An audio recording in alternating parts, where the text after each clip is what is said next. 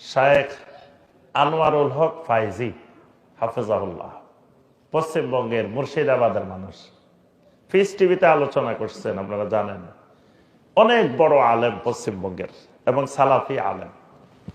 তো শায়েখ বলতেছেন ওনাদের মসজিদে এক মুরব্বী ইমাম সাহেবকে বলতেছে, ইমাম সাহেব আমি আসরের সময় উজু করলে আর মাগরিব এশা উজু করি না, শীতের দিন এক অজু দিয়ে 3 ওয়াক্ত নামাজ পড়ি। কয়ভাবে? প্রতিদিন নিয়মিত আমি নামাজ পড়ি। তো ইমাম সাহেব চিন্তা করে, কিরে মুরব্বী মানুষ 3 ওয়াক্ত নামাজ প্রতিদিন এক অজু দিয়ে পড়ে, তো কঠিন জিনিস না, একবারও উজু ভাঙ্গে না। তা একজন ছাত্রকে বলতেছে, বাবারে একটু খেয়াল রাখিস তো মুরব্বী মাঝখানে কিছু করে কিনা। এখন একদিন দেখে মুরব্বী নামাজের আগে বাথরুমে গেছে, মাগরিবের আগে দিয়ে। এখন বাথরুম থেকে আসছে মুরব্বী, আসি মাগরিবের নামাজে দাঁড়াই গেছে, ওযু করেনি। নামাজের একামত হয়েছে, ইমাম সাহেব বলতেছে, এই মুরব্বী আপনি যে বাথরুমে গেলেন আবার নামাজে দাঁড়াই গেলেন, ওযু করেন না কেন? তো মুরব্বী উঠি কয়, আপনি কি আমার পাগল মনে করছেন? আপনি মনে করছেন কিছু জানি না? আমি বাথরুমে গেছি কিন্তু আমি হাঁটুর উপরে কাপড় তুলি নাই। বাথরুম করছি কিন্তু হাঁটুর উপরে কাপড় তুলিনি, তা আমার হুজুর কি হয়েছে?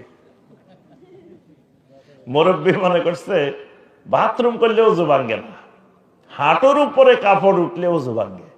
তো মুরব্বী কয়, আমি তো হাঁটুর উপরে কাপড় তুলি নাই, আমার ওযু ভাঙবো কেন? তো এবার দেখেন এই মুরব্বী এবার কতদিন এরকম নামাজ পড়ছে যে হাঁটুর উপরে কাপড় উঠে নাই, এই জন্য ওযু ভাঙ্গে না। হাঁটুর উপরে কাপড় উঠলে ওযু ভাঙ্গে? এটা ওযু ভঙ্গের কারণ না, কিন্তু বাথরুম করলে ওযু ভাঙ্গে। কিন্তু মুরব্বী মনে করছে বাথরুমের দ্বারা ওযু ভাঙ্গে না, ওযু ভাঙ্গে মনে করছে ওই হাঁটুর উপরে কাপড় উঠলে। তাহলে ওযু ভঙ্গের যদি কারণগুলো না জানে, তাহলে জীবনে একবার ওযু করলে আর ওযু করা লাগবে না। এই কারণে অনেক মানুষ দেখবেন এই শুক্রবার একবার ওযু করে, আরেক শুক্রবারে আরেকবার ওযু করে, মাঝখানে পুরা সপ্তাহ ওযু করা লাগে না। এরকম অনেক মুসল্লি দেখা যায়, আছে আপনাদের এদিকে। এক শুক্রবারে ওযু করলে আরেক শুক্রবার পর্যন্ত আর ওযু লাগে না।